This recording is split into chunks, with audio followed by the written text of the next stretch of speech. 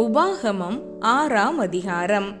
நீ உன் தேவனாகிய கர்த்தருக்கு பயந்து உயிரோடு இருக்கும் நாளெல்லாம் நீயும் உன் குமாரனும் உன் குமாரத்தியும் நான் உனக்கு விதிக்கிற அவருடைய எல்லா கற்பனைகளையும் கட்டளைகளையும் கைக்கொள்கிறதினாலே உன் வாழ்நாட்கள் நீடித்திருக்கும்படி நீங்கள் சுதந்தரிக்கப் போகிற தேசத்திலே கைக்கொள்வதற்காக உங்களுக்கு போதிக்க வேண்டும் என்று உங்கள் தேவனாகிய கர்த்தர் கற்பித்த கற்பனைகளும் கட்டளைகளும் நியாயங்களும் இவைகளே.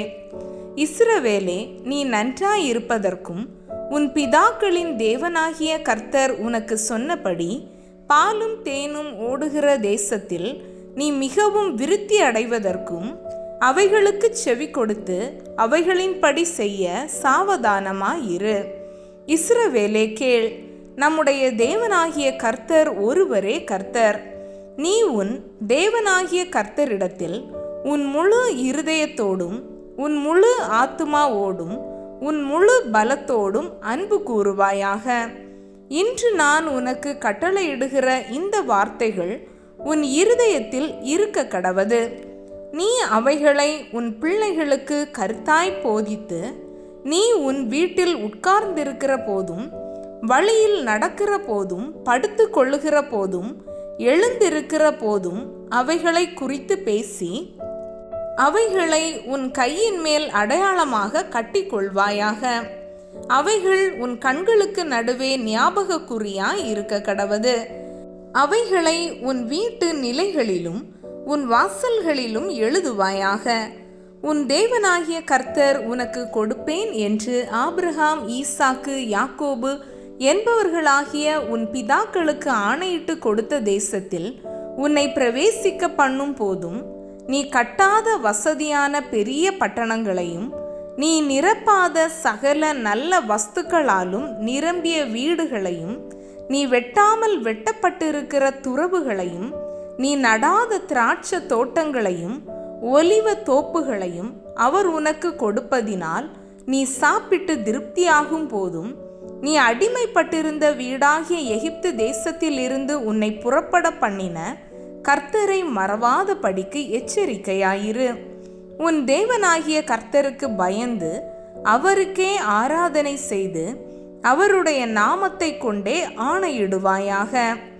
உன் தேவனாகிய கர்த்தருடைய கோபம் உன்மேல் மூண்டு உன்னை பூமியில் வைக்காமல் அழித்து போடாத படிக்கு உங்களை சுற்றிலும் இருக்கிற ஜனங்களின் தேவர்களாகிய அந்நிய தேவர்களை பின்பற்றாதிருப்பீர்களாக.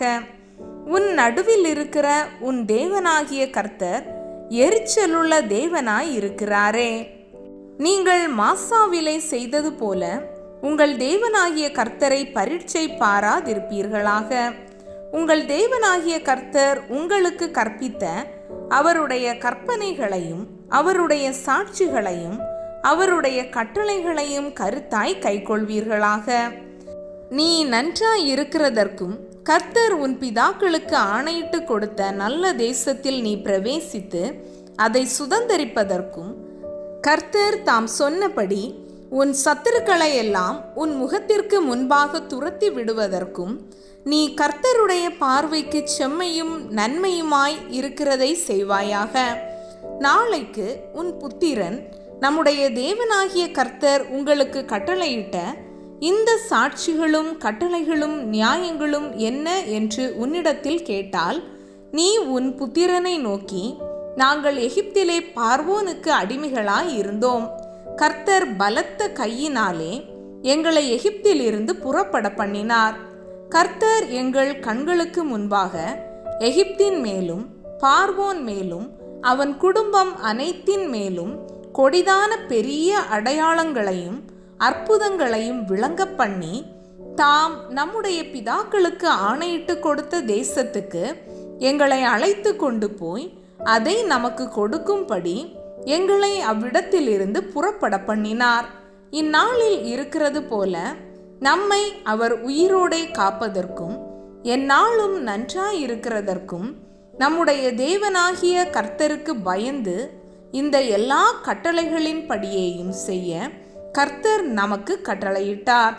நம்முடைய தேவனாகிய கர்த்தர் நமக்கு கட்டளையிட்டபடியே நாம் அவர் சமூகத்தில் இந்த எல்லா கட்டளைகளின்படியும் செய்ய சாவதானமாயிருந்தால் நமக்கு நீதியாயிருக்கும் என்று சொல்வாயாக.